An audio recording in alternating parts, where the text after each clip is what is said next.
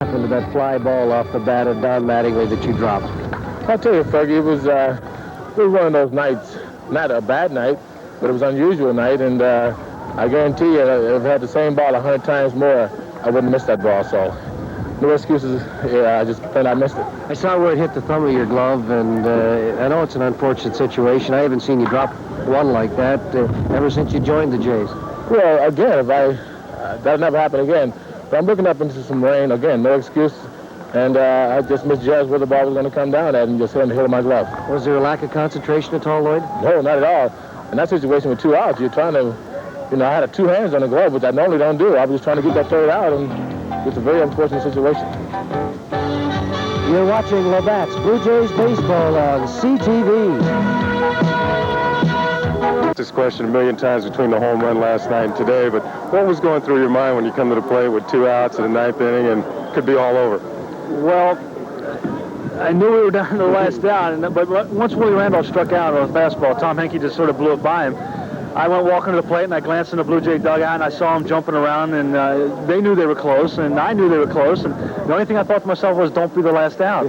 And I just, I don't go up to the plate trying to hit home runs. I don't do that. I can't do it. But I just want to hit the ball hard somewhere. I knew Ron Hasse was on deck, and I thought if I can get on, well, maybe Hasse can do something, or we can keep things going, and you never know what can happen. I've seen strange things happen in this game. And that's all I was thinking about. And unfortunately, I got a good pitch, and I hit it better than I thought I would. It's just great. It was just a very gratifying moment for me. Doyle Alexander starting this afternoon. He struggled a bit in Detroit the other night. He didn't throw as many change-ups in Detroit, Ferg, and the one big man that he didn't change up on much was Evans. And here in Toronto, previous series, he got Evans out real well with the change-up, and I was quite surprised that he didn't throw more change-ups. Evans hit 2 fastballs out, but he actually pitched a good ball game because he contained them for 6 innings and gave us a chance to score some runs, which we didn't do. So it did look a little more unlike Doyle Alexander game.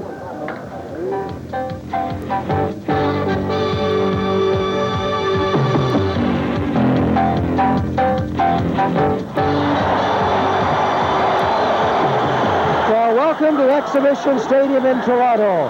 It is a windy day, the temperature 55 degrees, the winds from the southwest 20, gusting to 30 miles an hour. It is a pleasure today for Ken Singleton and myself to be pinch hitting for Tony Kubek and Don Chevrier. Chevy and Tony are both in the United States working today, and we're happy to be here. We're happy to bring you this telecast on CTV. Once again, we'd like to thank TSN for relinquishing their rights to televise this afternoon's game so that all baseball fans across the country can see it on CTV. Here are your umpires with the chest protector on, Jerry Newdecker. Larry McCoy at first base, Steve Palermo at second, and Davey Phillips down at third base. We had an all-time record crowd at Exhibition Stadium last night, 47,686. We do not have that many people here today. In fact, I look out into sections 51 and 50 of the covered grandstand, and I can see that at least 51 appears to be completely empty, and there are some fans in section 50. And we certainly have in the neighborhood of 44 to 45,500 people. And what a day for a baseball game. The wind, Ken Singleton, will definitely play a factor. As you mentioned, Fergie, it is blowing out of the southwest, which means in baseball terms it's blowing from left to right, and it's blowing very hard. Anything that hit up in the air towards right field is definitely going to get a boost. And there's a lineup for the Yankees that will be facing Doyle Alexander. We have Ricky Henderson in center field, Ken Griffey in left field today, Don Mattingly at first base, Dave Winfield out in right field, Ron Hasse will be behind the plate, Don Bailey, designated hitter, Mike Pagliarulo will be at third base, Bill Randolph at second, and Bobby Meacham at short. Doyle Alexander, with a record of 16 wins, 10 losses, makes his 36th start with a 3.54 earned run average. And the defense behind him, as usual, Bell, Mosby, and Barfield in the outfield. Mullinex down at third, Fernandez the short, Garcia at second, Upshaw and Witt behind the plate. For Alexander, he has lost his last 2. In fact, the last time he won, he beat these same Yankees 8-5 at Yankee Stadium, September the 15th. He went 7 1/3 in that ball game, giving up 5 hits, 2 earned runs. You notice what pitching coach Al Whitmire said about Alexander. His last start in Detroit, he was not using his off-speed pitches that much. Well, when you have a tough hitter like Darrell Evans, who has been really hot and catching on to everybody, you have to change speeds, and the Yankees have some of the same type hitters in Don Mattingly, Griffey, Winfield, Ron Hassey. These are the hitters you're going to have to change speeds on to be successful, and Darrell Alexander is capable of doing it with the best in the league. This is the 7th team that Alexander has pitched for in the major leagues. He has 40 wins as a Blue Jays, and with the Jays, he has more wins here than with any other team. A record of 40 wins, 22 losses, and you would expect the Blue Jays clubhouse this morning to be a little subdued, Ken Singleton, but it wasn't. I think they come back and they show that they were loose, Fergie, and you have to put games out of your mind, whether you won them or lost them this time of year. Of course, last night would have put them over the top. It's a tough one. There's no doubt about it. Everybody goes through tough losses. You get to this point of the year, there's a lot of other teams that wish they were at this point. Well, Ricky Henderson the other night at Yankee Stadium set an American League record with his 7th first-inning leadoff home run of the season. And that was against the Milwaukee Brewers in a game that the Yankees won 3-0. Now, Ricky has excellent power to the opposite field, so the wind would help him if he got a ball up towards the right side of the field. A fastball for a strike.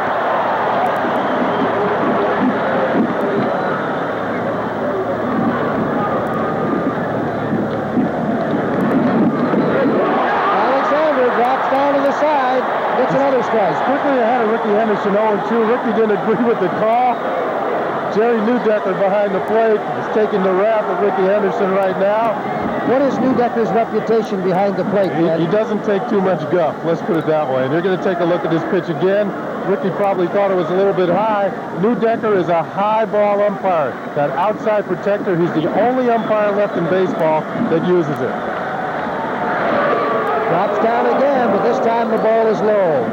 That outside protector, he doesn't get such a good look at the low pitches, and he will call the high pitches. This is more or less the way the strike zone was called in the American League a few years ago when more umpires used that outside protector. Pops it up. Garcia, the second baseman, he lost the ball. Now he comes in. He makes a basket catch. He definitely lost that ball, Ken, or did the wind grab it? And he had problems with it for sure. Watch here. First of all, it's a combination of the sun and the wind. Now he sees it. He's coming on, and the wind is going to play tricks with anything hitting the air today. I'd hate to see a ball game determined on the elements, but the wind is going to be a factor. It's more like Candlestick Park here today than Exhibition Stadium. Gusting 20 to 30, and it might even go higher today. Ken Griffey. He pinched hit in the 8th inning last night and grounded out. Henry Cotto started in left field for the Yankees. For a strike. Those flags appears as though they're starched, Fergie. They are standing straight out. I wish I could get some of my shirts done like that. Garcia! They get Griffey at first. Nice play.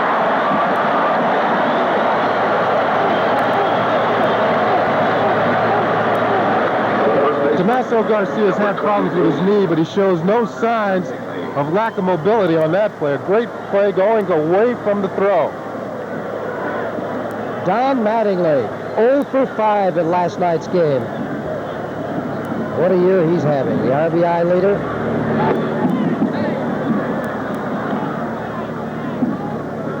Talk to Mattingly about the problems he's had with his foot. He has a bruise on his right leg, and if you take a good close shot of that, you'll see that he has a brace or a protector that he wears on that right leg. That comes from fouling balls off your leg. 2 balls, no strikes. Here's a good look at it.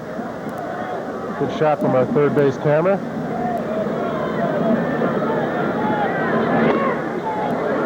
All 3. His 206 hits make him the first Yankee to register back-to-back 200-hit seasons since Joe DiMaggio did it in the 36-37 seasons. For a strike. And Doyle's have to going to have to be very careful with this pitch. Fouled out of play. Hitters get very aggressive on 3-1, 2-0. They can pick what they want and just go for it. I think Doyle added a little bit to the fastball, and that caused Mattingly to be late.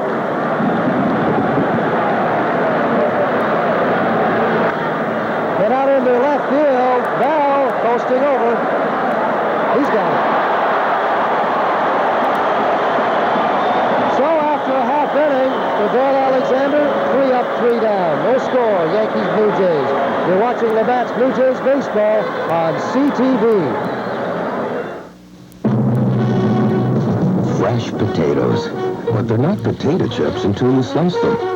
You can slice them thin, or you can slice them thick. New O'Grady's potato chips are sliced thick because thicker means more potato taste in each chip, with a deeper cut for a serious crunch. Look, if you want the real taste of more potato, you want a thicker potato chip. O'Grady's brand, the more potato chip.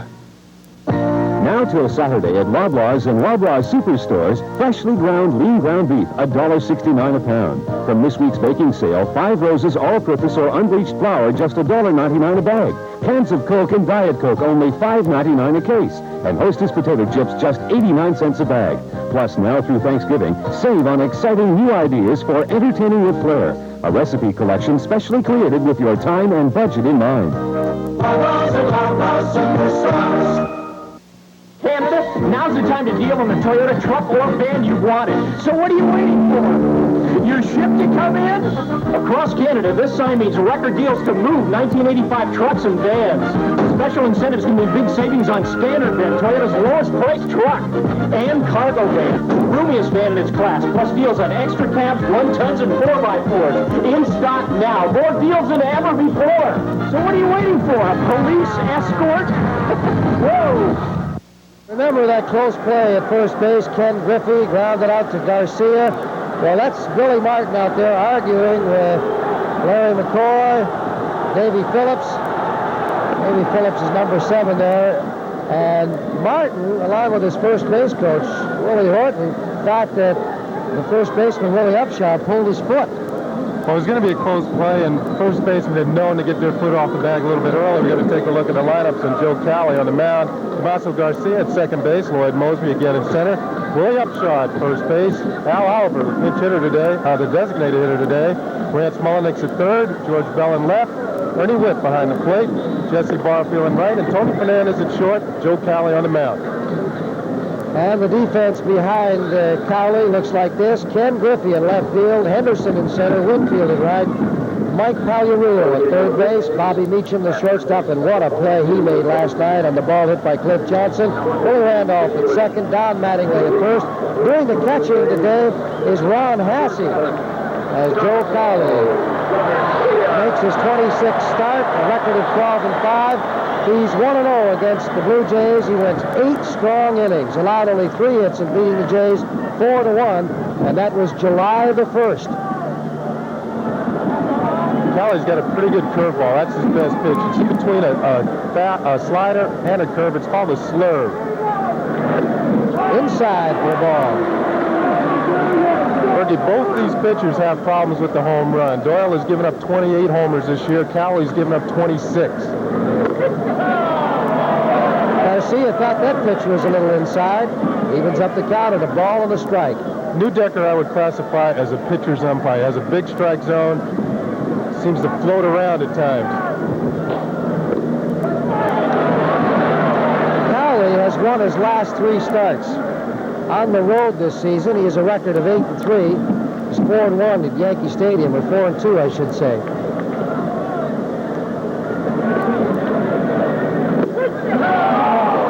With a strike, it's 2-2. Cowley's tried to bury the ball inside on Damaso.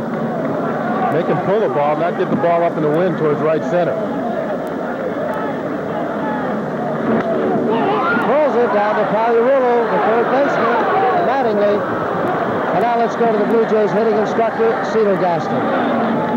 Center fielder. Cedar, what about Lloyd Mosby? Well, Mosby is, again, I was talking to him about having too much weight shift, and it looked like his back leg is just about coming off the ground, and we did a little bit about that right at the end of the All-Star break, so I talked with him about it last night a little bit. Of course, last night Mosby got off to first time up with a base hit, and then a ball he hit up the middle that probably would have went through in this park, didn't go through in that park. But I think he's going to come through tonight, and like I said earlier, we're going to go and celebrate tonight. Mosby steps out of the batter's box. Ball and no strikes.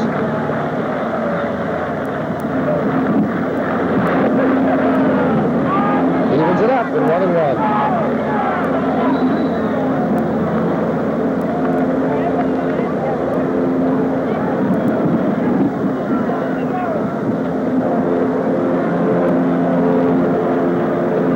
It will be interesting to see how Lloyd Mosby reacts today after last night's unfortunate incident where he dropped the fly ball. I think that if he shows what kind of character he has, to see how he bounces back this afternoon. Ball is outside. Count is now 2-1. I had a long chat with Lloyd Mosby in the parking lot last night after the ball game. He said, "What can I tell you?"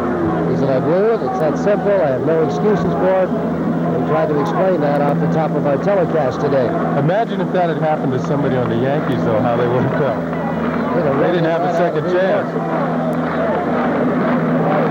Imagine what George Steinbrenner would have had to say. 3 balls and a strike to Mosby. Remember, Mosby leads the Jays in walks with 74. Now here's a chance again for a hitter to pick his pitch. 3-1. Cali has given up home runs in the past. He doesn't want to walk people, so you might see him come in with something pretty good to swing at. The wind causing a few problems for Mosby at the plate. When you're a hitter, you have the wind. When you're a left-hand hitter today, the wind will be blowing in your face. All 4. Mosby also leads the team in stolen bases with 36. What's Cali's pickoff move like, Ted?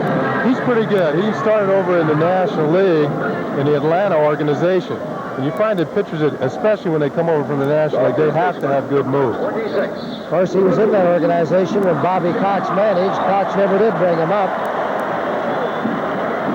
Well, that's one reason he got to the big leagues. There's a rule that if you spend 7 years in the minor leagues, or it might be 6 years, you can declare free agency. The Yankees signed Joe Cali after, and he's done a very good job for him. I'll say he has. Mosby gets back. There's that quick move. It's close to being a balk. As I was mentioning, left-handed hitters today will have the wind blowing in their faces from left to right, and that causes your eyes to tear up. I shouldn't say your ears, but your eyes to tear up. It makes you squint at the plate, makes it a little bit more difficult to hit. It's a miserable day for a baseball game. 55 degrees, the wind's gusting 20 to 30. That was a little closer. Cali's very quick. And he knows that Mosby possesses stolen base speed. The Jays lead the season series 6-5. They only need 1 win to win the East Division title. Cali paints the outside corner, and now we're 0-2. So after making pretty poor pitches to Lloyd Mosby, he comes back and hits the corner from Willie Upshaw. It's back. Let him going. Catch him leading. It looked as though he was leaning a little bit. Watch his right shoulder. Now he turns to get back to first. Indication that he might have been going. This time he had to dive back. And he has stolen on 0-2 before. Pitch out.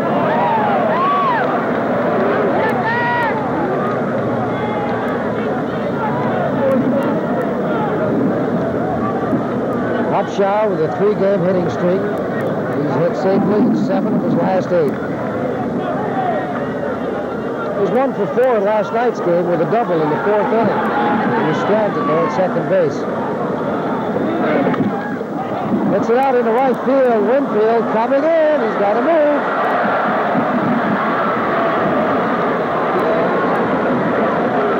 Nothing is safe that's hit in the air in this ballpark with the conditions that we have today. Winfield was playing very deep, Fergie, out near the warning track. And still, he had to come in hard. The ball was hit off the end of the bat, and the wind brought the ball to him. How to bring up the designated hitters. You look at the stolen base leaders, Henderson, of course, walking away with it. Walking or running away, Fergie? Well, you got to say walking, too, because he's walked 99 times this year. That's given him a few chances, a few stolen bases.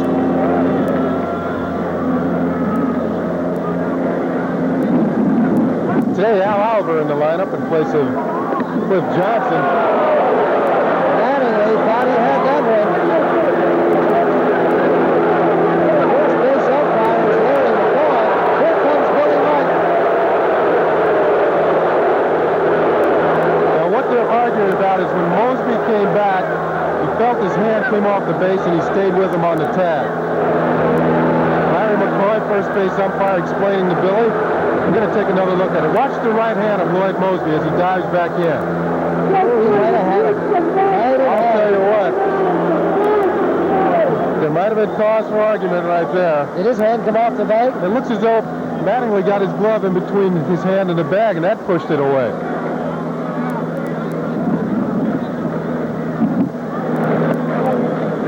Pitches low to Al Oliver.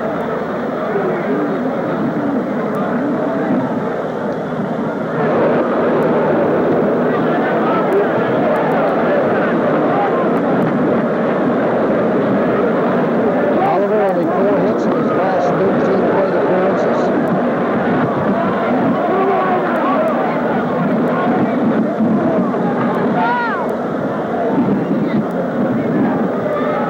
Shaker with a bigger lead.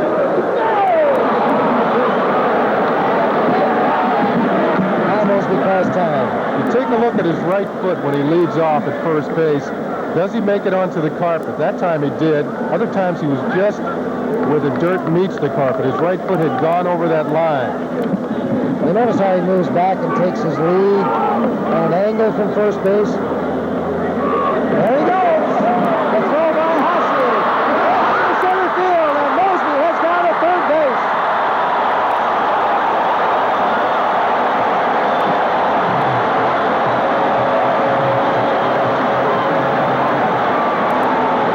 Anybody at second base? Mosby is there. The throw is off. Now he gets up. He's on his way to third. The throw is on the right field side of second base. Meacham was on the move trying to catch the throw first. They got crossed up, and who is going to cover there at second base? Randolph or Meacham? Here comes the throw once again. Meacham is on the move. Now the ball sails away from him. Mosby reaches down with his hand to touch second. Now the Blue Jays have a man at third and 2 down. Meacham is the man that's supposed to cover in that situation.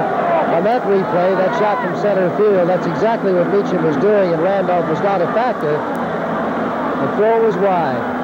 A ball and 2 strikes to Al Oliver. Down ball to Mattingly, and he'll take it himself. And Mosby is stranded at third. So after 1 inning here at Exhibition Stadium in Toronto, no score, Yankees and Blue Jays. You're watching Labatt's Blue Jays baseball on CTV. Nissan has some folks upset. Oh. Must be the competition. See, Nissan's kept the 1986 King Cab at the $85 price. Still $79.94 and still Canada's lowest price King Cab. Get one now, because they're moving fast, and the competition will cost you hundreds more. Competition? At $79.94, what competition? For an 86 truck at an 85 price, the name is Nissan King Cab.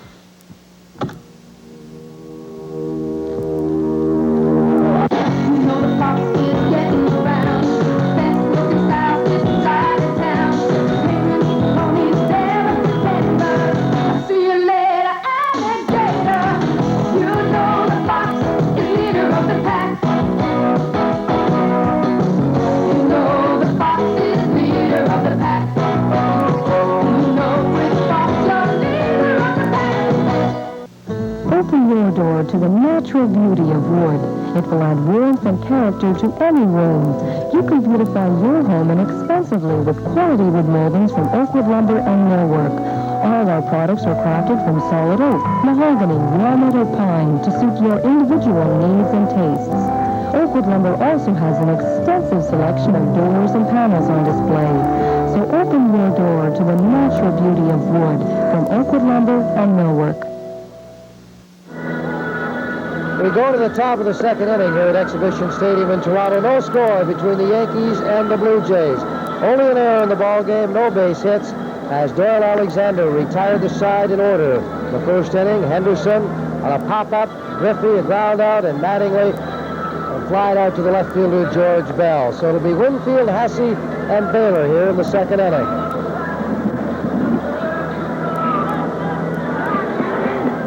Doyle Alexander has a career record of 4 wins, 10 losses against the Yankees. He's 1-2 here in '85. Well, it's nice to see Joe Clark, our former Prime Minister and now the Minister of External Affairs here, along with David Crombie, who's the Minister of Indian Affairs. At today's ball game, we hope they enjoy it. You say Indian Affairs? That's exactly what I said. Cleveland or? Not the Cleveland Indians, that's okay. for sure. You baseball players are all alike. I was going to say, he's going to have to do a better job. Winfield leaves things out and evens it up with a ball and a strike. And there's Tom Henke, the man who gave up the home run last night in the 9th inning to Butch Flanagan.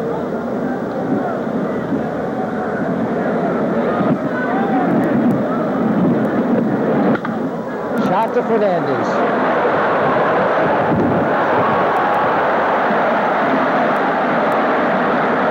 Tony Fernandez put on that show last night, Berg, in the field. This young man's going to be something before he's through playing. 23 years old, picks up this hot shot. Good, strong, accurate throw. Went in the hole last night a number of times. It cost. Middle of the infield, made some good plays. You seen anybody in the game who can hit the ball harder than Dave Winfield?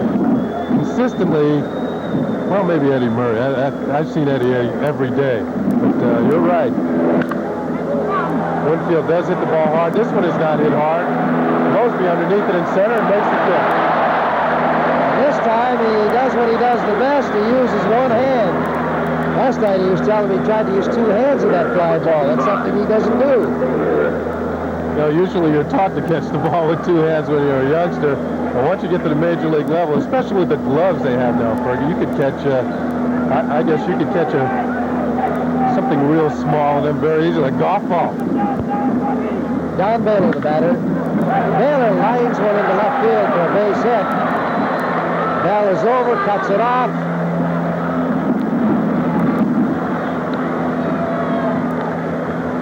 And that's the first hit of the ball game. We're starting to get a slight sprinkle here at Exhibition Stadium. Not nearly what we had last night, and hopefully it'll just stay the way it is now if we're going to have rain today. So Hasse swung at the first pitch, and then Baylor drove it out into left field for a base hit. Now Mike Pagliarulo, the third baseman. He hits it out into left field. Bell coming in. They got to move. Bell takes it. Nice play. That looked like that was going to fall in, Ken. The wind is taking it away from George Bell. Mosby was playing towards right center. Another look at it. George on the run, turning on all the speed. Mosby comes into your picture. They're talking to each other all the time. Yelling. So as we head down to the bottom of the second, you're watching the Bats Blue Jays baseball on CTV. Windy afternoon from Exhibition Stadium. No score as we go to the bottom of the second. Rance Mullenix on the first pitch. And Randolph, he bobbles it, but makes the play. Mullenix continues in that slump of his. He is now 2 for 27. Bobby Cox dropped him out of the number 3 spot in the order, moving Willie Upshaw up to 3, and Rance has dropped back to the 5th spot. A little bit of a shake-up today. George Bell, who was 0 for 3 in last night's ball game, steps in.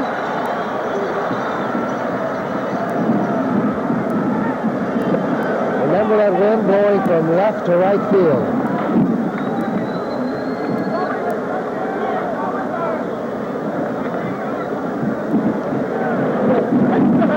Strike. 1-1. Fergie, I guess if you're going to pick an everyday player who would be classified as the Blue Jays' most valuable player, you could give George Bell a big vote. He's kind of slumped the last few weeks, but early in the year, he carried the team for periods of time.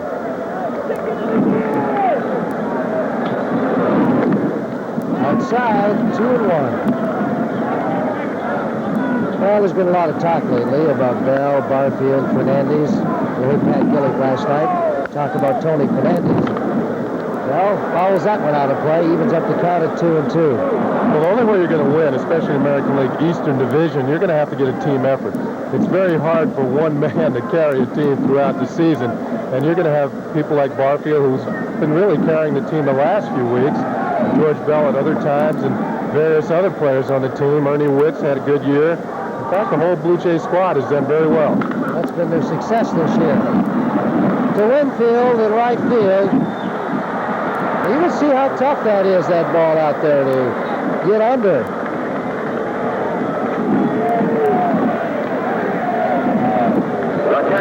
Now here's a man, the wind could probably help him a lot. Ernie Witt. He can get the ball up towards right field. Good pull hitter that Ernie is. Maybe he's the man who'll have the big day today. It continues to sprinkle lightly here in Toronto.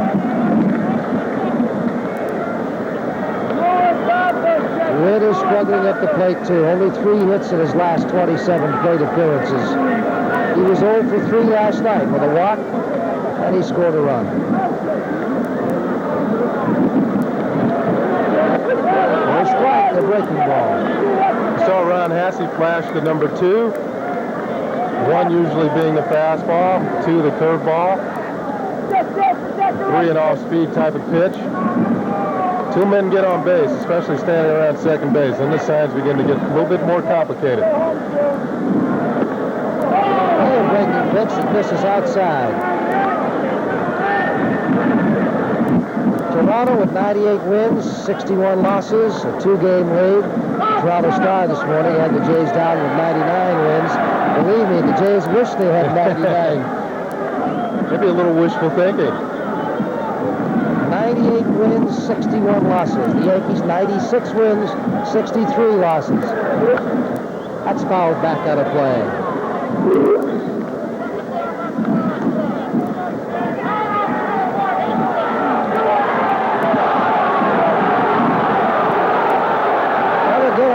Going on out of that Yankee dugout. They're getting on home plate umpire Jerry Newdecker.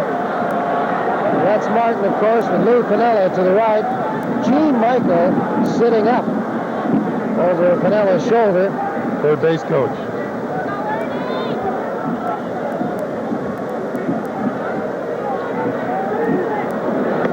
What a reputation Martin has. The fans love it, don't they? Well, Newdecker is the type of umpire, he can hear everything in the ballpark, so.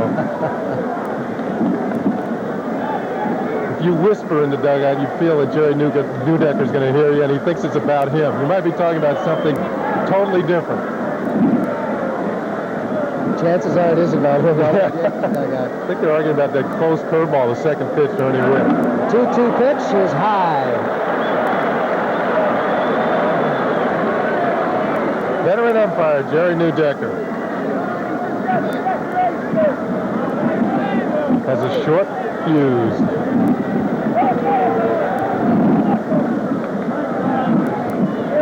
Galley has retired 4 in a row.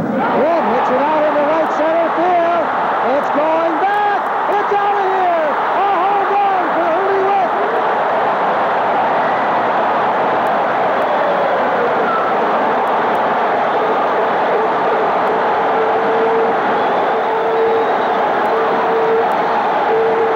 Number 19 for catcher Ernie Witt on his 64th run batted in. Look at that dugout.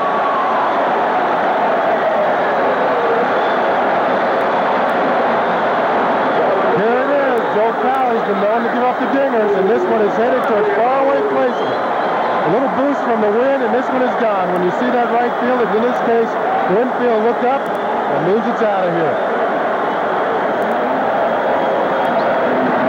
There's another look at it, and it is touched off. Jesse Barfield takes the ball low and inside. 1-0 for the Blue Jays. The second hit of the ball game. Don Baylor had the first hit for the Yankees, top of the second inning. Fouled out.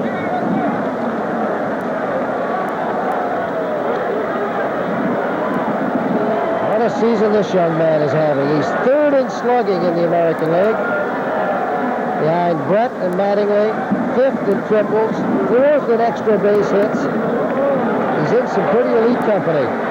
And you think he's only 25 years old. Great future ahead of him.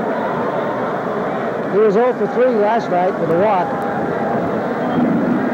Now, we mentioned last night the Blue Jays record when they score first. They're 61-20 when they score first in a ball game. Barfield already has hit 1 home run off Yankee pitching this year. 3 balls and a strike now. 2 down, bottom of the second inning. Fouled back at a player.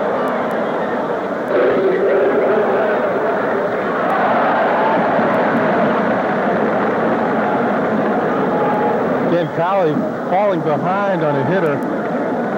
Jesse had a pretty good rip at that 3-1 pitch. Might have been a little up in the strike zone, but when you're a hitter, you get more aggressive on the 3-1s and the 2-0 pitches. It's going to be awfully tough to hit one out of here in left field. It's going to have to be a line drive, a frozen rope, something you can hang your clothes out on. Anything high up in the air is going to hang up, and you'll see left fielders moving towards center on every fly ball hit towards left field.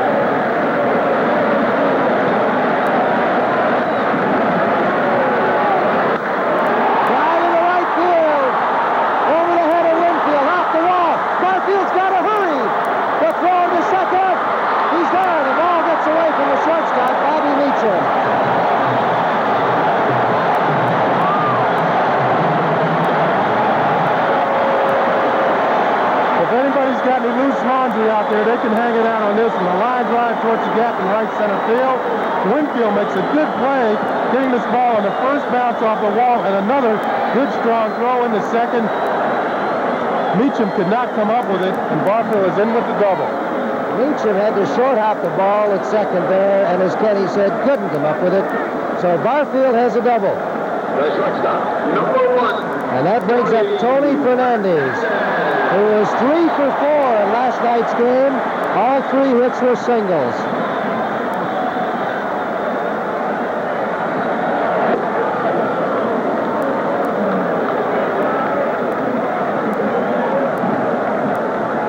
Fernandez has hit safely in 5 of his last 6 games. Ground ball to Randolph.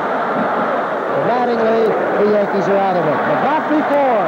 Catcher Ernie Witt strokes his 19th home run of the season to give the Blue Jays a 1-0 lead. After 2, that's the score. You're watching the Bats Blue Jays baseball on CTV.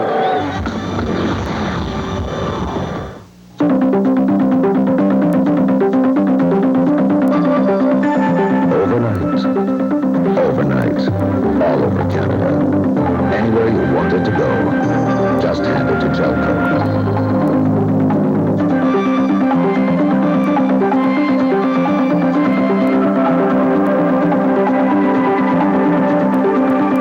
Jelco Express, overnight or sooner, you've got to hand it to Jelco. Jelco Express. What's happening at the Brick? Nothing. The Brick's done nothing. Nothing. No down payment. Nothing. No minimum purchase. Nothing. No interest for 1 full year on all furniture. It's like nothing I've ever seen. Plus, no interest for 6 months on all Hot Point major appliances, Sansui audio systems, General Electric video recorders, and Zenith color televisions. The Brick's got nothing. No down payment, no minimum purchase, and no interest. Thanks for nothing. It's on now through this weekend only at all Brick locations. Not another freezer salesman. Got him? Check out this beauty. Perfect for any igloo. Introducing Mrs. Smith's new fruit bundles. Single serving desserts to please everyone. Juicy apple, tasty blueberry raspberry, luscious cherry, all bundled up in a light flaky pastry. I'll take all of the fruit bundles and the freezer too. For spring thaw. New Mrs. Smith's fruit bundles. Now it's easy to please all the people all the time. third, Willie Horton, the first base coach, who disappeared there momentarily.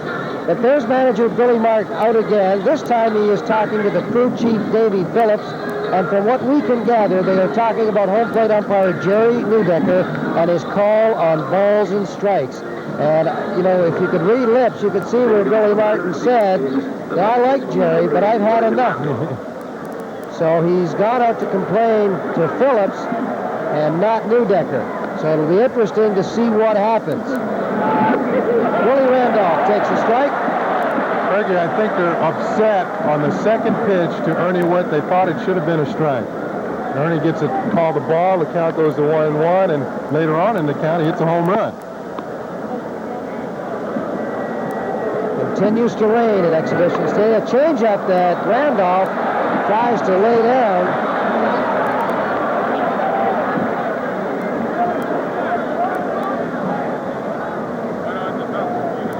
We're in the top of the third inning. The Yankees have one base hit, a single by Don Baylor. The Blue Jays a couple of hits. Of course, Ernie Witt's home run and the double by Jesse Barfield. Outside, a ball and 2 strikes. Randolph at last night's game, 2 for 3, a double, a single, and walk, and scored the Yankees' first run. Molyneux, 1 down. That'll bring up the shortstop, Bobby Meacham. Molyneux still playing with that bruised left heel. Fergie mentioned injuries. This time of year, you come down almost to the wire. Not many players on the field who are feeling 100%. Baseball's the longest season, will grind you down, not only physically, but mentally. Fouled back out of play by Meacham. Well, left-hander Gary Lavelle flew to Los Angeles yesterday to have his elbow checked by Dr. Job. He's supposed to be back in uniform here today. It's a long way to go. Well, he's the best, they say. First strike.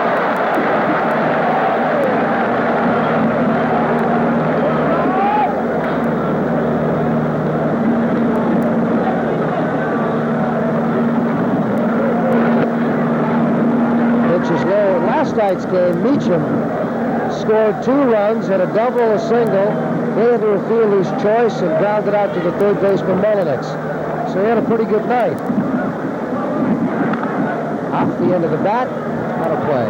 Yankees got good production on the bottom part of the lineup with Willie Randolph and Meacham, and then with Henderson turning the lineup back over on top of the lineup.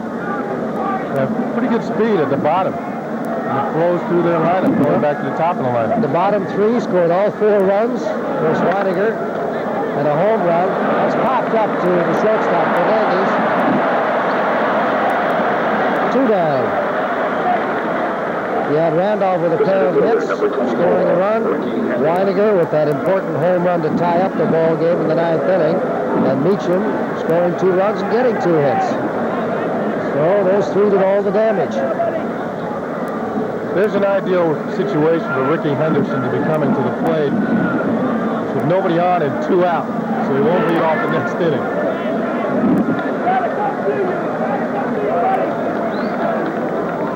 But this year, he's added a home run. Last year with Oakland, he hit 16. That was his high. This year, 24 with the Yankees. A good pitch from Alexander. That's when they like to pitch Ricky. Up and in if they can. It's a tough place to get a strike. Well, on a day like today, you want him to hit the ball. You want him to pull it to left field. Nice play by Fernandez. He makes it look so easy, doesn't he? There it is again. Ricky pulling the ball like Joel Alexander wants him to, but he hits a shot. Tony stays right in front of it with those smooth hands. A nice, easy throw to first. We go to the bottom of the 3rd inning with the Blue Jays leading it 1-0. You're watching the Bats Blue Jays baseball on CTV. Jimmy Williams coaching down at 3rd, Billy Smith over at first base, and Damaso Garcia will lead it off. A ground ball down to Willie Randolph, the second baseman, 1 away. Garcia grounded out to the third baseman, Pagliarulo, his first plate appearance. So he's 0 for 2. Garcia going for the first pitch. Again, out of the strike zone. Joe Cowley knows that he's a free swinger. Just won't throw him a strike. It's tough enough hitting the strikes, let alone swinging the pitches out of the zone. Mosby walked in the first inning and stole his 37th base. An error was charged to Hasse, the catcher, on the throw, and he went to third. He was stranded there.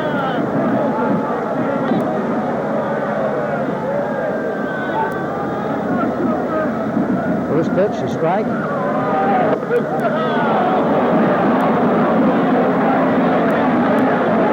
Cowley showing good control with the fastball, not so much with his breaking ball. Lloyd shaking his head. Didn't like that call. It's kind of a gimme. You figure the pitchers can hit out there. You got to give it to him. Give him credit.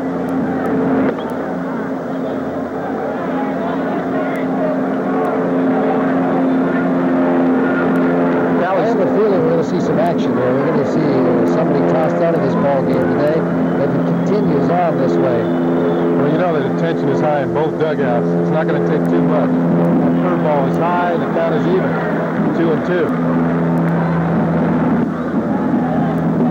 That wind blowing into Mosby's eyes, it's bothering him a bit.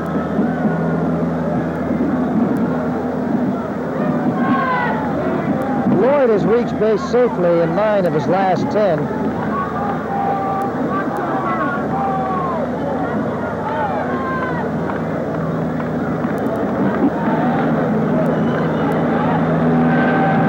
And all they remember is the fly ball that Mosby dropped last night, but don't forget he drove in 2 runs on a ball that he hit to Robertson. Robertson made a bad throw to Mattingly, and Witt and Garcia scored. Then Mosby also scored the go-ahead run in the 8th inning after he walked, and Orange sacrificed him to second. And Mosby scored on that ball that Cliff Johnson hit up the middle. Meacham stopped, made a great play, but the throw was off at home plate, and Mosby scored all the way from second. The ball never left the infield. There's a drive deep into right field. That is out of here.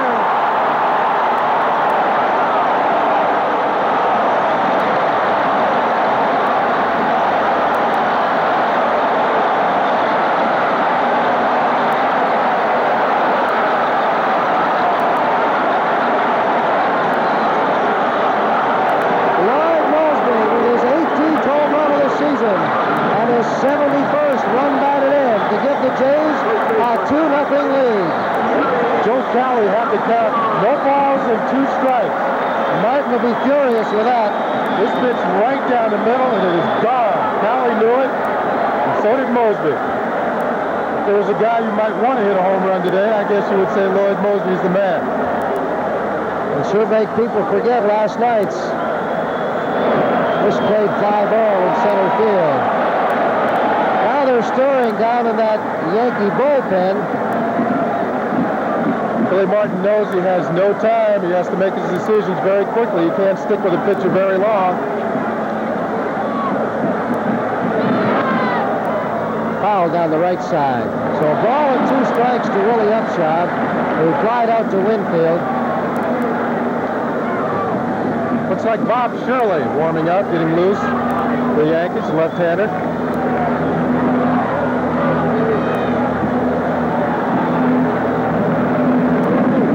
There's a drive into right field. That one's out of here. Willie Upshaw has got it. His 15th home run of the season. It is 3-0.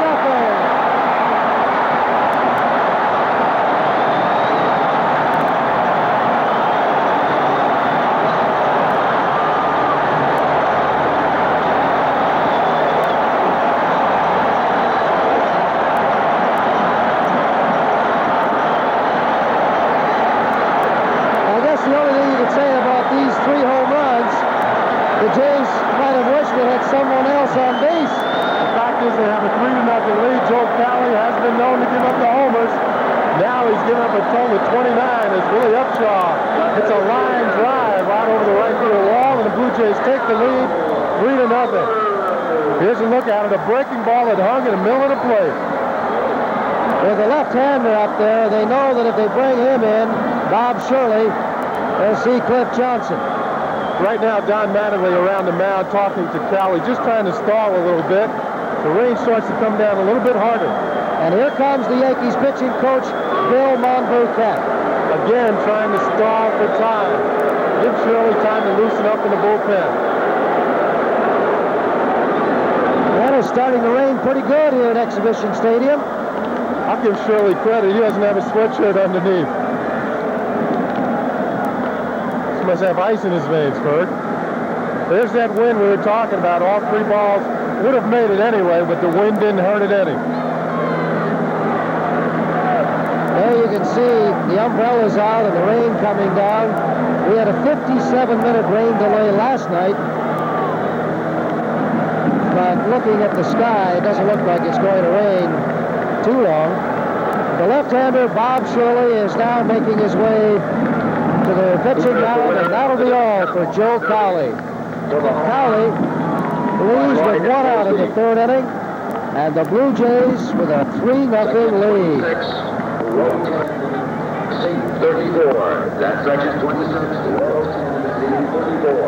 Cowley, his last win, September the 29th, he shut out Baltimore through 7, allowing only 2 hits and winning 4-0. Section 29. What about Bob Shirley, Ken? Bob Shirley is the type of pitcher, changes speeds, not overpowering whatsoever. He likes to keep the ball away from the right-handed hitters. He has a pretty good sinker, slider, and a changeup. Doesn't strike out too many, and he doesn't walk too many. His control is pretty good. Well, even though the rain's coming down pretty good, the crew chief, Davey Phillips, is walking over. Now he is checking on the weather. Apparently, it is not supposed to rain too long, and they might try to play through this. But he's getting a weather report now, and you can see him turning and walking back over 3rd base. They will continue. This is probably just a brief shower. Well, the call they had last night on the weather was very accurate, that they would have rain for about an hour or so. In 57 minutes, they only missed by 3 minutes.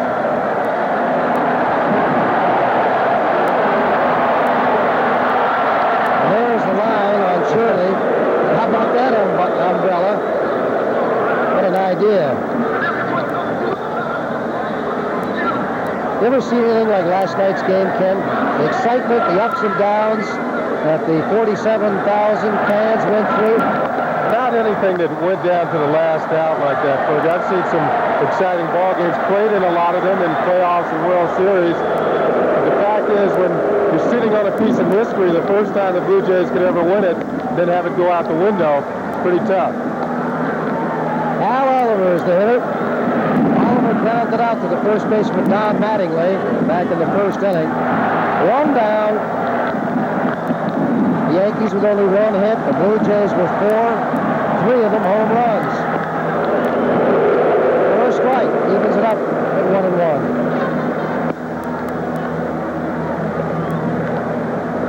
Garcia started the inning off, grounding out to Randolph. Then Mosby hit his 18th home run and Upshaw's 15th homer. As the rain continues to come here in Toronto. Drives it down the line. It's a fair ball. And Oliver will round first, head into second. He'll stay there with a double.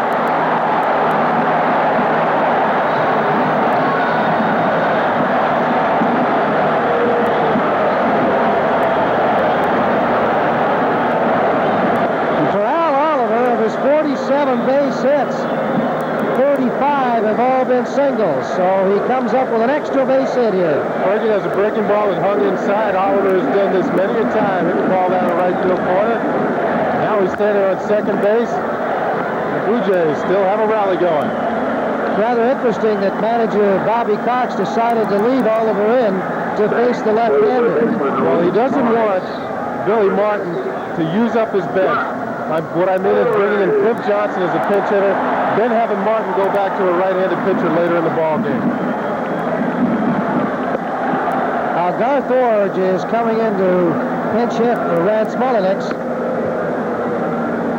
Orge last night pinched hit in the 8th inning and laid down a perfect sacrifice bunt to move Mosby over to second. And he eventually scored the Jays' 3rd run. Now Bobby Cox goes to his bench for the pinch hitter because he has a chance to pick up a run. He might have left Mullenix in there with nobody on base, folks.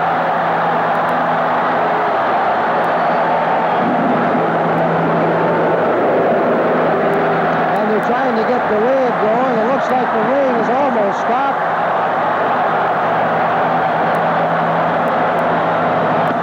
Pitch is inside for a ball. We're still in the bottom of the third inning. The Jays lead it 3-0. One down.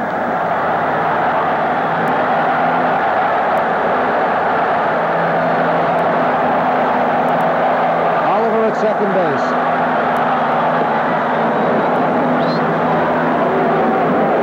Shirley with an excellent changeup at Darth Orange out in front.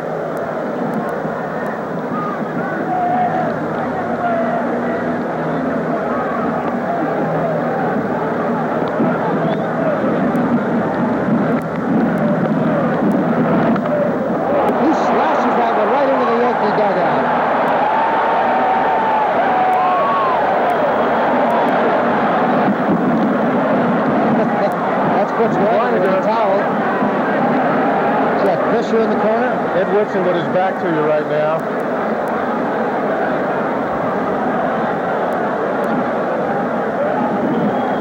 Notice he picked up a glove after that ball came in there. Now it's starting to rain again. There's a drive. Oh, it hits Shirley. Orange has got a hustle. He's safe. Oliver's at third. That ball decked Bob Shirley.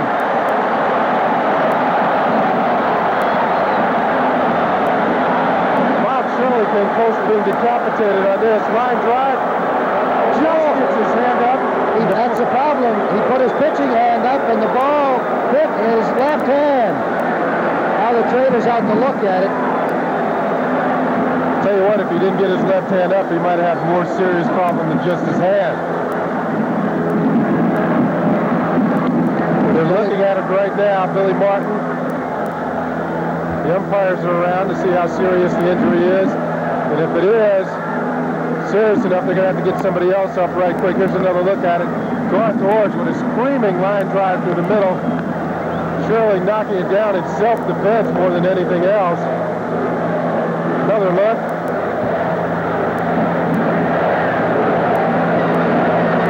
I'll tell you what, that, from a hitter's standpoint, hitting a ball that hard through the middle, sometimes it scares a hitter, too, to think he knows what damage that ball can do if it hits the pitcher in the face. Now they're getting him up now in the Yankee bullpen. We'll see what happens. And with a slight delay in the game, let's look at the standings in the East Division. Of course, everyone knows the Blue Jays lead by 2. All they have to do is win today to win the East Division title. And Detroit and Baltimore, they're playing, of course. They're battling for third spot. And look at the Cleveland Indians, 38.5 games out of it. In the West, the Kansas City Royals have clinched at least a tie. California in second spot, then Chicago, 7 games back. Bordy has now been brought in. Bob Shirley, the left-hander, is out of the ball game. He came in to face 2 hitters. Al Oliver, who doubled, and Orange, who singled. Rich Bordy, of course, will get as much time as necessary to warm up. With Bob Shirley going out because of an injury. On a cold day, it might take a little bit more time than normal. So the Blue Jays here in the third inning have got something going. They've got runners at the corner. Al Oliver at third. Orange over at first base. Only 1 down. Mosby and Upshaw have already hit home runs. The 26-year-old Rich Bordy has had a pretty decent season on this New York Yankee pitching staff. A record of 6 wins, 8 losses, a couple of saves, 97 innings pitched, given up 93 hits. He has walked 28 and struck out 64. Came over to the Yankees from the Cubs with Ron Hassey and Henry Cotto, and pitcher Porfi Altamirano That's a mouthful right there. Yes, it is. For outfielder Brian Dayette and Ray Fontenot. As you look at the Yankee broadcasters, that's Bill White with the tooth on. Not used to the colder climes up here in Toronto. And the scooter, Phil Rizzuto. And Mel Allen is sitting right behind the scooter. You can't see him. What a name in baseball he has been over the years. I grew up listening to Mel Allen, then later on Phil Rizzuto, and still remember those called Going, Going, Gone. Mickey Mantle. All right, earlier today, Kenny had a chance to talk to Don Mattingly, so let's hear what he had to say. Donnie, you've been operating under somewhat of a handicap lately. You've been having problems with your foot, and there are rumors that you might have a cracked bone in there. Oh, I tell you what, not really. I've been playing a little bit with a little bit of a sore ankle. I hit a ball off of it a couple of days ago, first game of the series in Milwaukee. But actually, it's feeling pretty good. I'm just swinging kind of trashy right now, and really no excuses at all. I'm just not swinging the bat good, and hopefully today I can come out and swing the bat a little better, and we'll win. Have you had to put X-ray?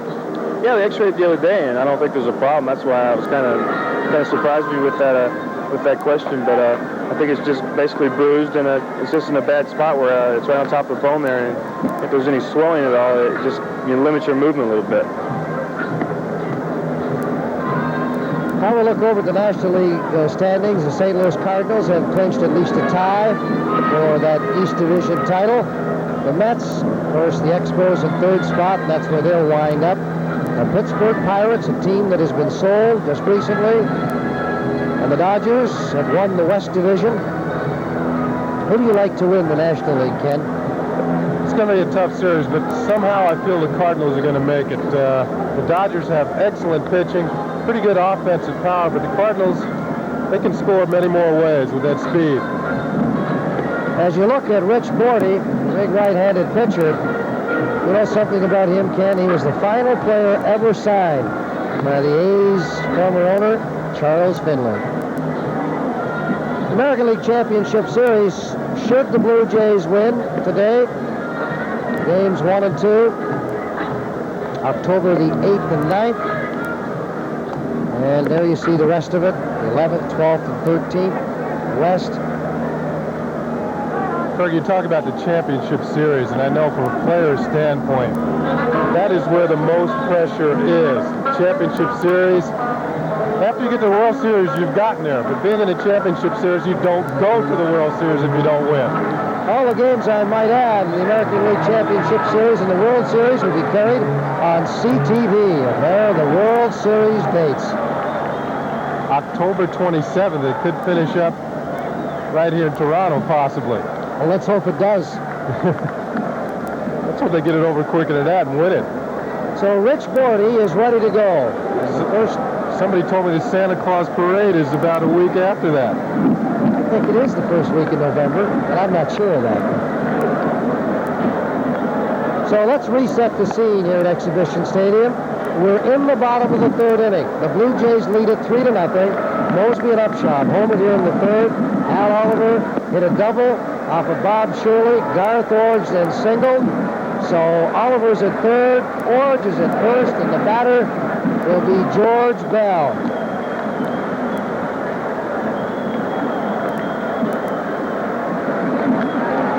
About ready.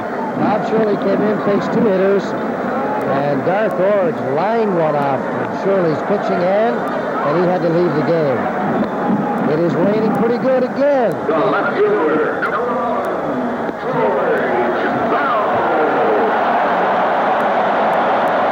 George Bell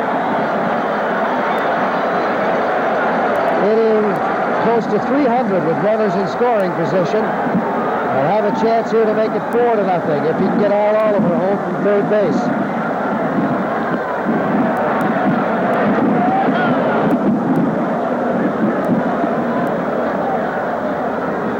Dave Winfield continues to play very deep in right field. He knows that the wind is going to carry anything towards that way. George Bell trying to hit one out to him. Into center field. That should score Oliver. Henderson. Here comes Oliver. There'll be no play at the plate. Oliver scores. The Jays lead it 4-0.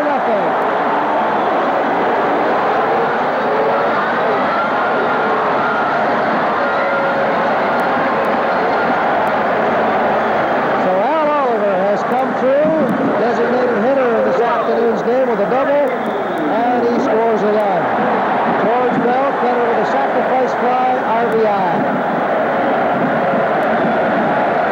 Now Gordy will face catcher Ernie Witt, who homered back in the second inning. His 19th home run this season. George looking for a ball that he can drive, and he got one. Got it out to the outfield deep enough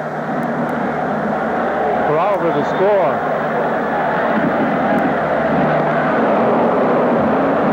Witt looked like he's going to the Downs again. This could be his day. Good pull hitter. The wind blowing towards right. Garthorne still at first base. Henderson threw the ball into second on the fly ball to center by George Bell.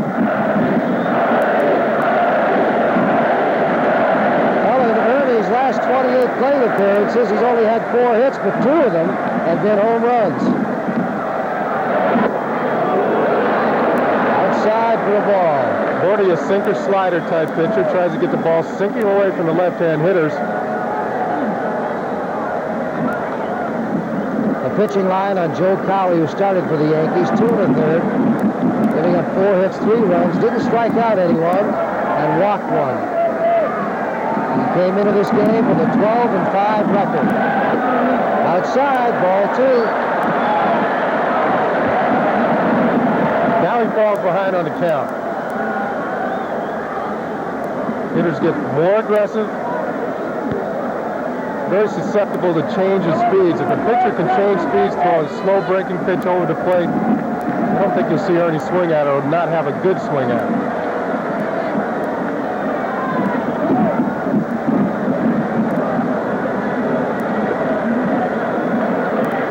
Two down, bottom of the 3rd inning.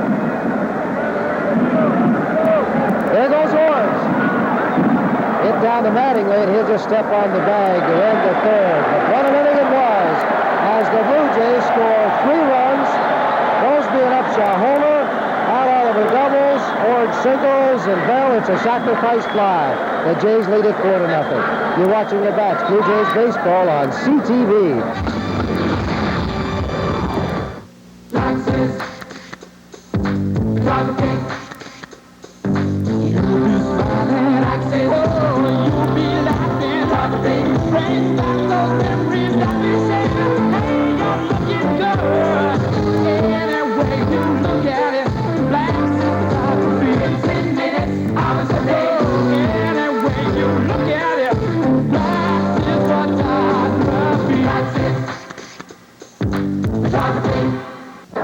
The sun is trying to peek through at Exhibition Stadium, but it continues to rain, and there's your line score.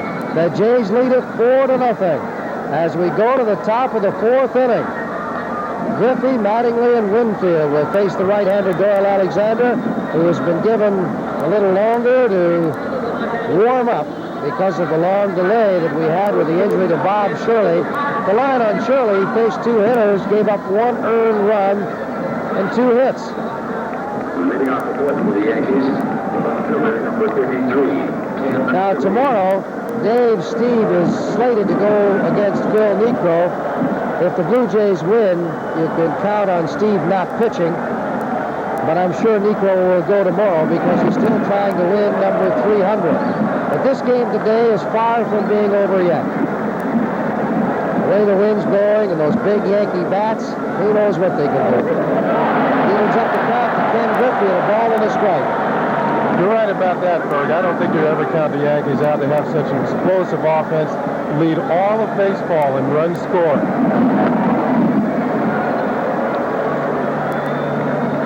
They're also up there in home runs in the American League. Griffey has not had a good year against the Blue Jays. He's only 2 for 25. And now Alexander has fallen behind in the count, 3 balls and a strike. Third base coach Gene Michael gave the sign to Ken Griffey. If he gets what he likes, let it go. Strike. Doyle made a good pitch. Griffey shaking his head. Maybe not good in the mind of Ken Griffey. Good pitcher's pitch. There's a drive into right field. That'll go for an extra base.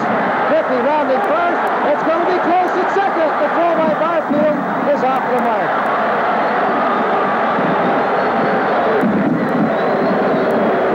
So Ken Griffey Griffey opens up the fourth with a double. That double was the direct result of Doyle falling behind on the count and having to come in with a good pitch to hit. Griffey rifles it down the corner in right field.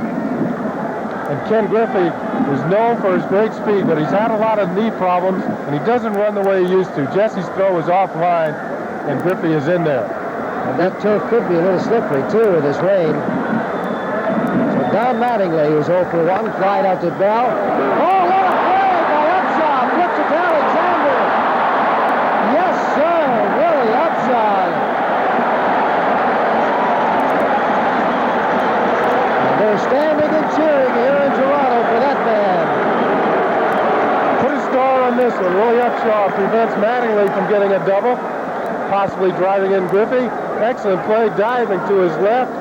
And now the flip. Watch Alexander. He turns to check the runner rounding third. Upshaw's only made 10 errors down at first base this season. With Griffey down to third base, a fly ball will score him. Winfield hit a two-hopper to Tony Fernandez back in the second inning, so he's 0 for 1. A little high for a ball.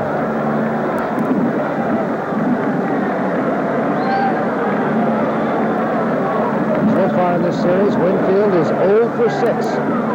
He's hitting .378 with runners in scoring position this year.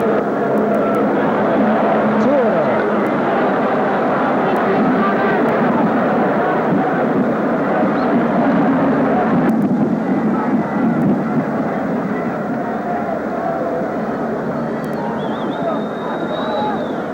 Winfield is 5 runs batted in against the Jays this season. There's a drive for a base hit into center field, and that'll score Ken Griffey. It is now 4 to 1.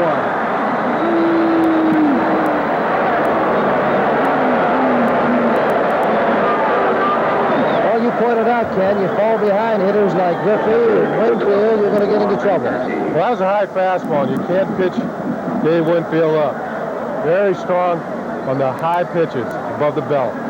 They try to pitch Winfield away and down. Now here's a man, Ron Hassey's a good low ball hitter. You have to try and crowd him. Hit the ball hard inside. Back out of play. Hassey didn't play last night. He was behind the plate in Cleveland when Len Barker threw that no-hitter back in '81 against the Blue Jays.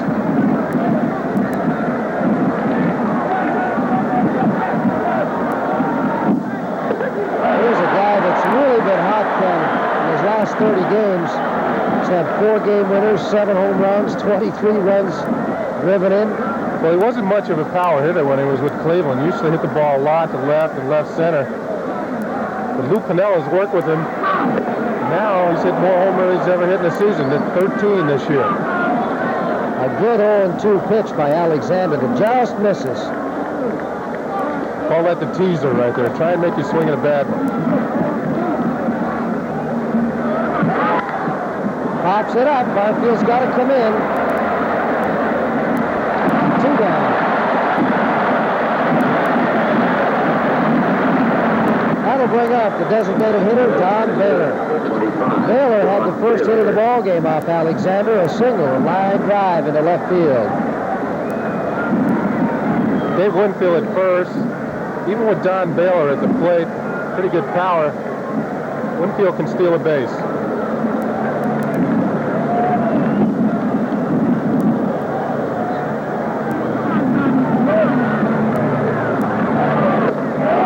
Change-up. Baylor way out in front. He hasn't been throwing too many of those, has he? He mixed a nice one in right there. Baylor got a hit on a fastball his first time up.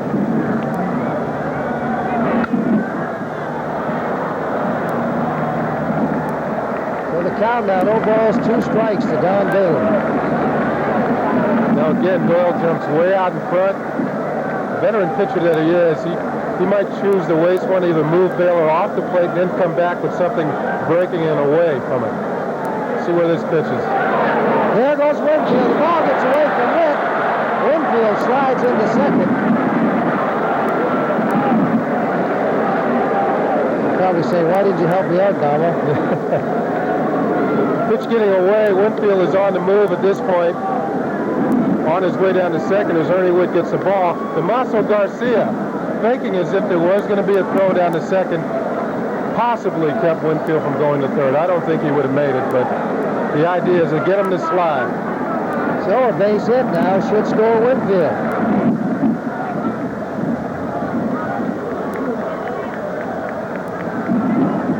We're in the top of the fourth inning. The Jays lead it 4-1.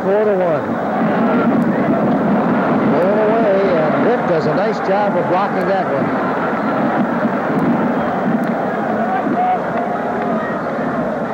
What's happening to Alexander out there, Ken? He's trying to be a little bit fine here. He got ahead on the count with Baylor 0-2.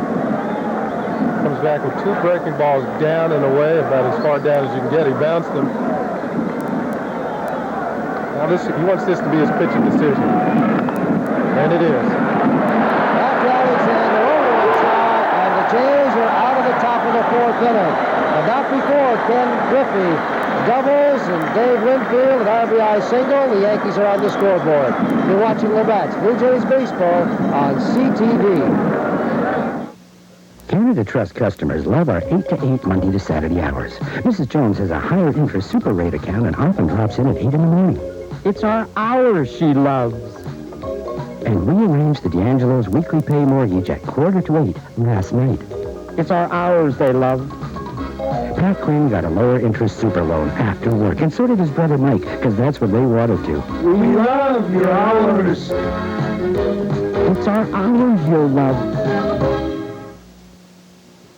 Just when it seemed I was drifting along, headed for heaven knows where, I got a chance to prove just what I could do.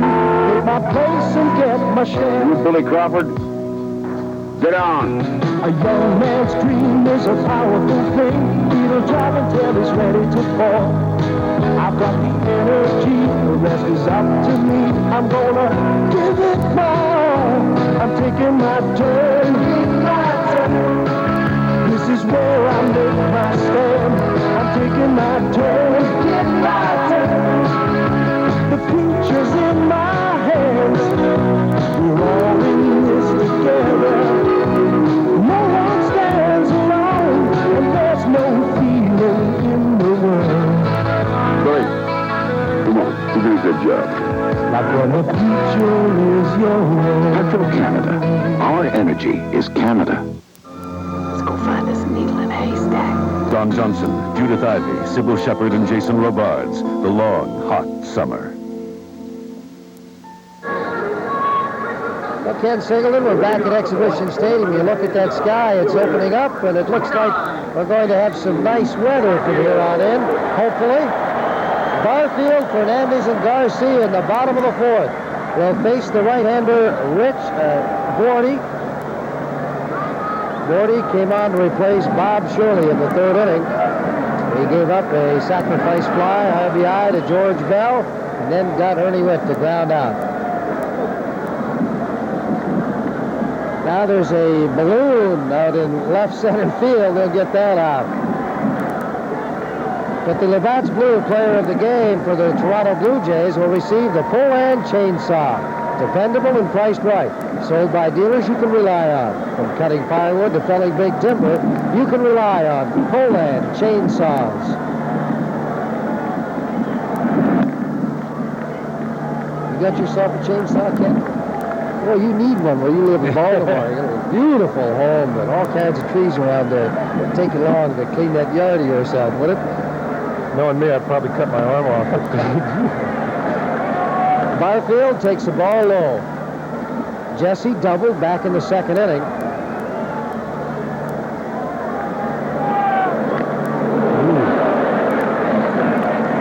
Barfield now has reached first base safely in 14 straight games.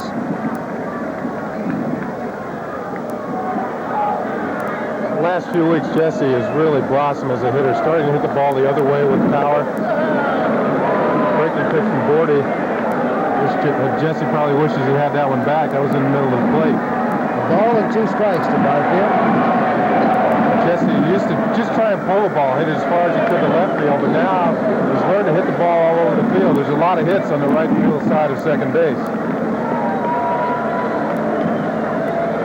I don't know if this is my imagination, Ken, but you don't feel the excitement or the tension here this afternoon like we did last night. Different type of ball game, though. Jays out in front, 4-1.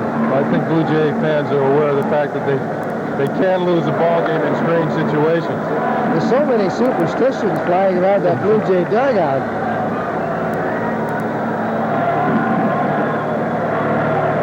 Manager Bobby Cox wanted some radio equipment removed from the clubhouse. Set up prior to the game. You can reach out for that one, Ken. Not anymore. Yeah, he doesn't want us shooting in the dugouts down there. The camera, third base side. And Martin, of course, over in the Yankee dugout, the same thing. We saw Martin walk over to a camera last night. 2 balls and 2 strikes to Barfield. I can't blame him, Ferg. You've gone this far. Things have gone as right as possible. Now you want things to go right even more. At least one more day for the Blue Jays. Lou Piniella there to the right of Martin.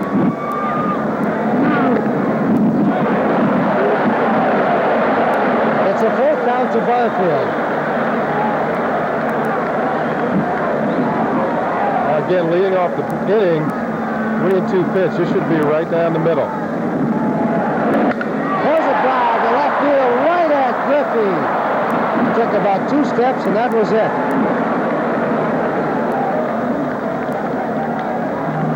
And that'll bring up the shortstop, Tony Fernandez. Will ground it out to second baseman Willie Randolph. Another look at it, Jesse with his second line drive of the day, but this one finds Ken Griffey's glove in left field. Jesse continues to swing the bat well.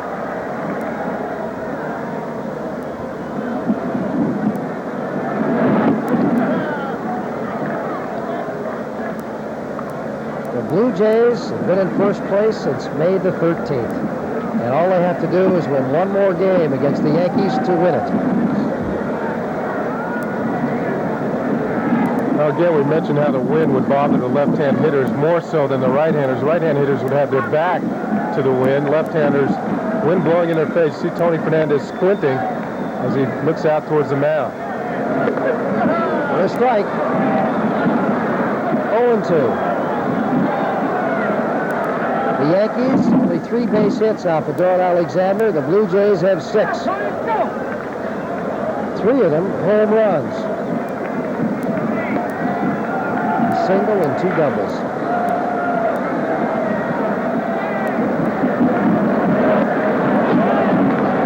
Gordy has thrown a lot of breaking pitches.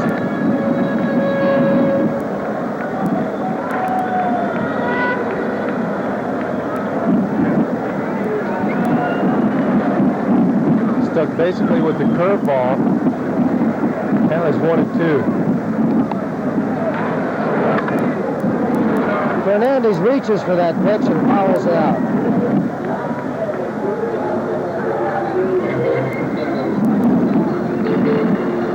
Information on Bob Shirley. He just has a bruised left hand. X-rays are not necessary, and I guess the Yankees are happy about that. I'm sure Bob Shirley is. Well, when a line drives hit back at your head, your immediate reaction is to get your hands up. Just to protect yourself any way you can.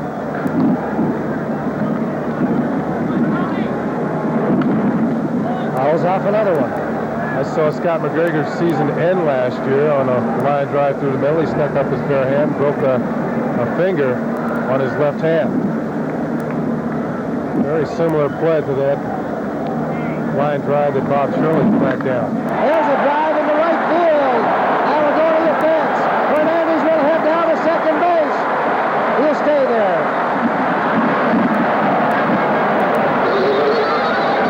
And what a series he is having against the Yankees. 3 for 4 last night and 1 for 2 here today.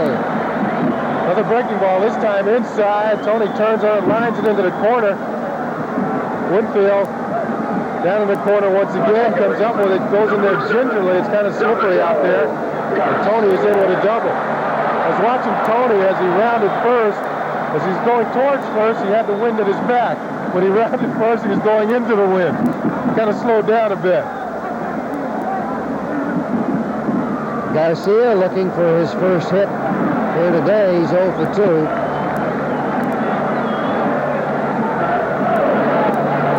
Pitch is low. The Yankees have tried to work Damaso Garcia with the breaking ball. First couple of times up, he chased it out of the strike zone. He took the first pitch right there. It was a little unusual. It was a better pitch to hit. There's a drive in the right field. That'll score Fernandez. It is 5-1 for the Blue Jays.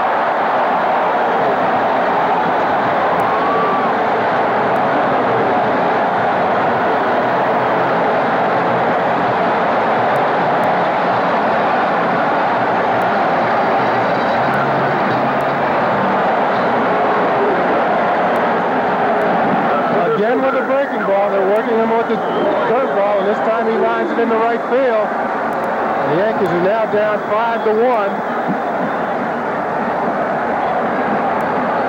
Blue Jays have 5 runs scored, 5 RBIs for 5 different players, and that just shows what the Blue Jays have done all year long. Garcia back at first base. The batter is Lloyd Mosby, who walked in the first inning, stole his 37th base, went to third on an error to catcher Ron Hasse, and then he homered in the third inning. Number 18 on the season. Pitch was outside. Dennis Rasmussen out in that Yankee bullpen, the left-hander warming up.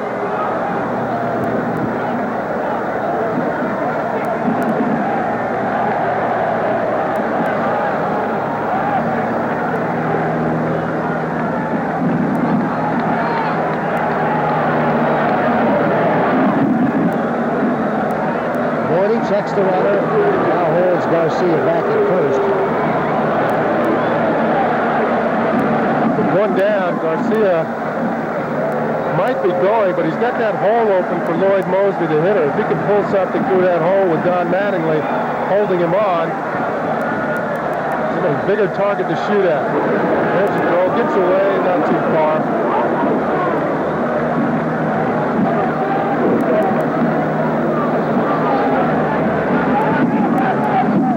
That home run and that walk that Mosby has had here in this afternoon's ball game, he's now reached base safely in 10 of his last 11 games. It's a nice way to go into the playoffs, isn't it? Now Gordy must face 3 left-handed hitters if he stays in the game that long. With the left-hander Rasmussen out in the bullpen, Billy will be able to make a move momentarily. Outside, 2-0 to Mosby. Mosby up showing Al Oliver with the wind blowing to right. This man reaches base. This could be Gordy's last hitter. Bill Monbouquet is on his way to the mound right now.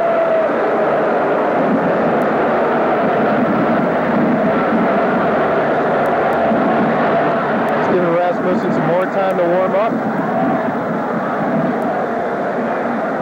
Trying to get this left-hander in the game.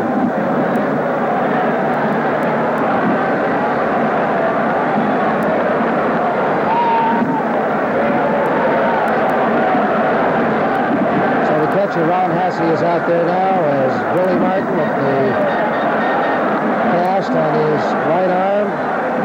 Bill Monbouquet, the pitching coach. The new deck are asking for a decision, probably telling us not getting any warmer out here. Let's go. And where's manager Bobby Cox? There's John Sullivan. There's Bobby down the runway. John Sullivan in the middle. It's Vance Mullinex sitting in front of him. Jeff Ross, the trainer, to the right.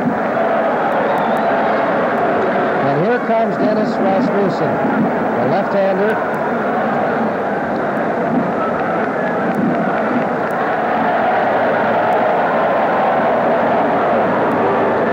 So that'll be all for Chris Gordy. Rasmussen with a record of 3 wins, 5 losses, no saves.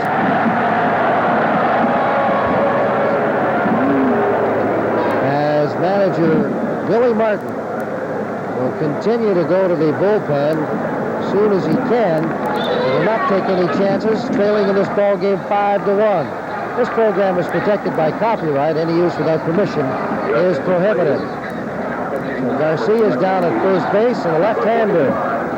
Dennis Rasmussen now will come in. Rasmussen has a good fastball. He's a big guy, 6'7", 225 pounds. A good fastball, a good hard slider. He likes to keep it inside on the right-handed hitters. Kind of had a feeling this move was going to be made quickly with the left-handed Blue Jay power coming to the plate.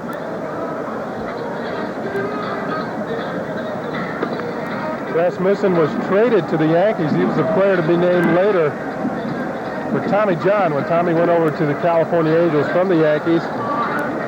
Rasmussen came on over the winter after the deal was made during the summer. Now, something to remember about the Yankee bullpen, they lead the league in saves with 49. The Jays in second spot with 47. In the last 51 games, the Yankees 12-6. Their bullpen with 25 saves.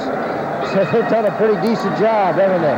Dave Winfield trying to keep warm in the bullpen. Number 15, Lloyd Mosley. So Rasmussen will face Mosby. Well, that's how you stall to get a left-handed pitcher in the game. Give him some more time to warm up. The whole sequence took a good 5 minutes. Pitch is outside. It's a major league job of stalling.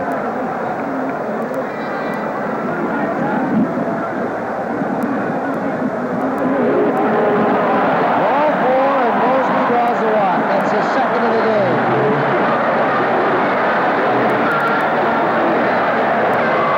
So Rasmussen came in when the count was 2-0. Number 26, Garcia is down at second. Mosby at first. The Jays lead at 5-1 in the bottom of the fourth inning.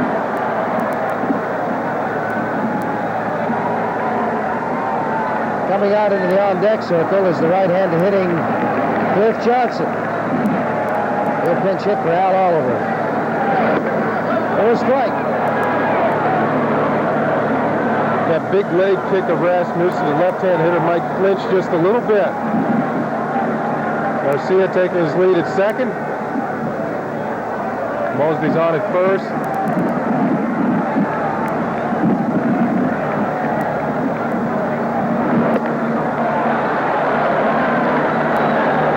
Ball and a strike to Upshaw.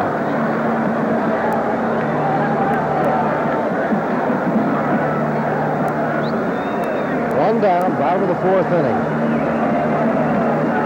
Upshaw now has a 4-game hitting streak going. He fouls that one back out of play. The Labatt's Blue player of the game for the Yankees will receive this brilliant 35mm automatic auto everything Nikon L35AF. The only thing it doesn't do is push the button for you. Nikon. We take the world's greatest pictures.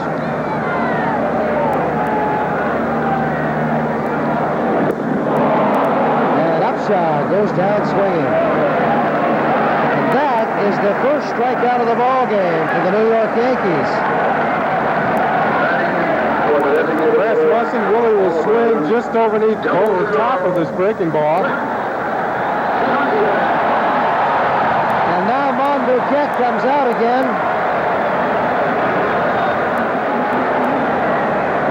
And we might have another pitching change. Billy pulling out all the stops. After Cliff was announced, now he's going to go to the right-hander. It's Neil Allen.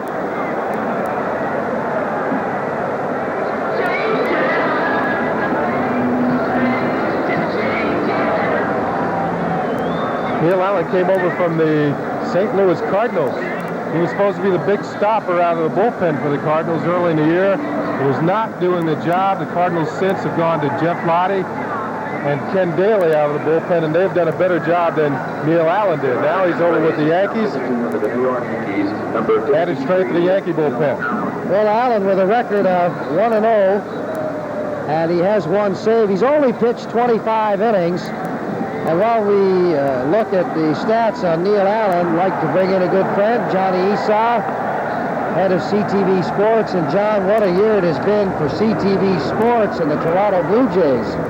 It's just been a sensational year for everybody in Canada who liked baseball. You couldn't have written a scenario during all the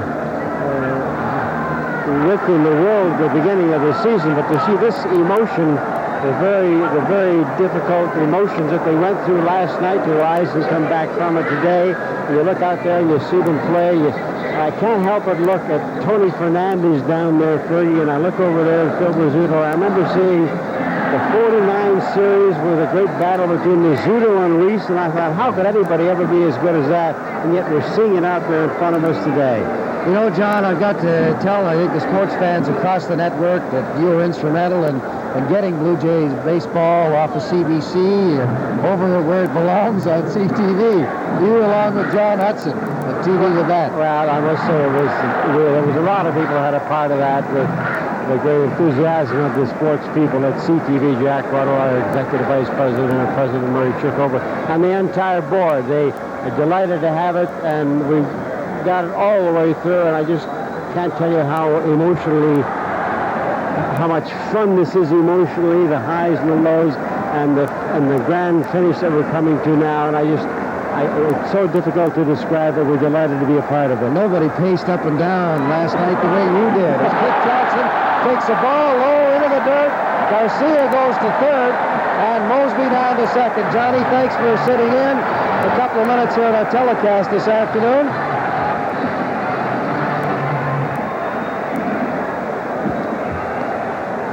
So Cliff Johnson comes in to pinch hit for Al Oliver here in the fourth inning.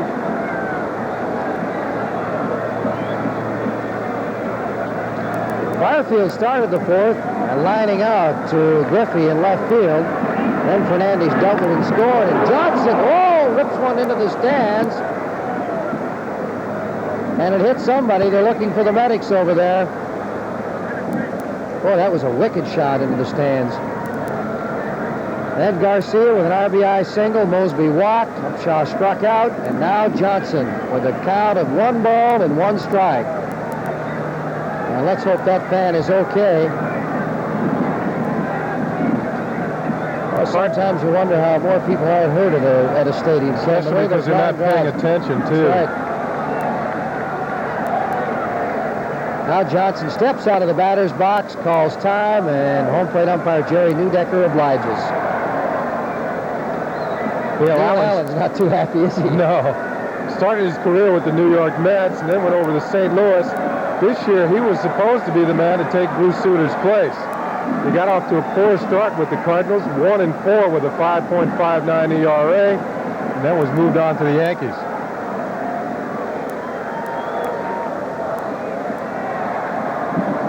We sure hope that Blue Jay fan is okay.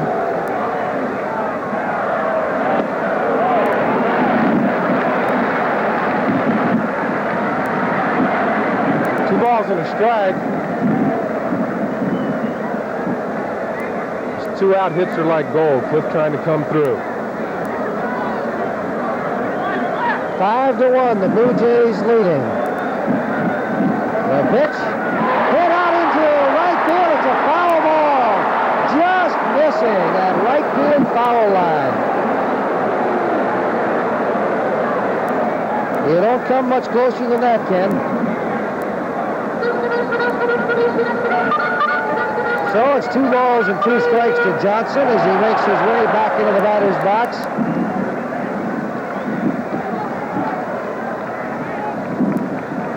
Boy, another 2 or 3 inches over, it would have been a fair ball, and the Jays would have had 2 more runs.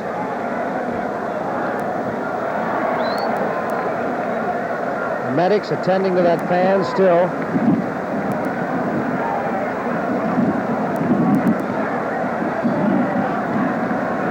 Here's the 2-2 pitch. Low. The Blue Jays so far in this game have 8 base hits. The Yankees only 3. Billy Martin looking on. Neil Allen went to the breaking ball 3-2 with a base open. Of course, the veteran hitter might be looking for a breaking ball again. Johnson was 1 for 4, struck out twice and drove in Mosby with the Jays' go-ahead run in the 8th inning last night. There, it's hit out into center field and popped up actually as Randolph. It looked like that ball was heading out into the outfield, but Lynn held it up and Randolph got it to end the 4th inning with the Blue Jays leading 5-1. You're watching Labatt's Blue Jays baseball on CTV. Would you like some wine? Yes. Do you like imported? Yes. Do you like domestic? Yes. Would you like to try this wine? Yes. Is it domestic or imported? Yes.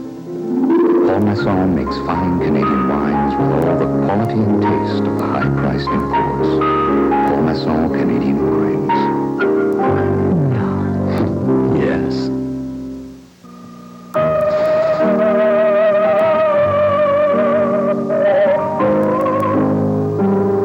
It's not a pizza.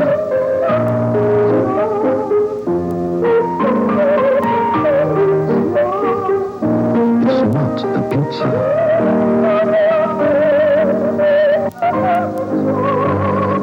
It's Briazzo, and it's selling like hotcakes.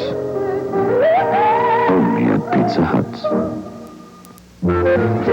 Professor, how come Breton snack crackers taste better than your snack crackers? They're better because they're lighter tasting, crisper, and thinner. Simply better tasting. But Professor, how do you know Breton are better tasting than this cracker? Because this survey proves it. 7 out of 10 people would rather bite into a Breton snack cracker than the best-selling snack cracker. Breton, a better tasting snack cracker.